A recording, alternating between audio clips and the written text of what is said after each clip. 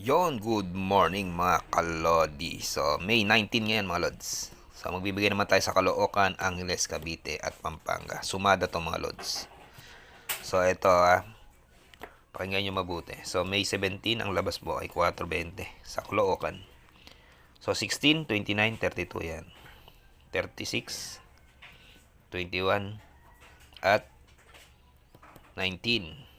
Yan mga lods. So, ang gagawin natin dito, pagpaplasin lang natin to mga lods. Ayan mga lods ha. So, 7 plus, so ano yan, 27.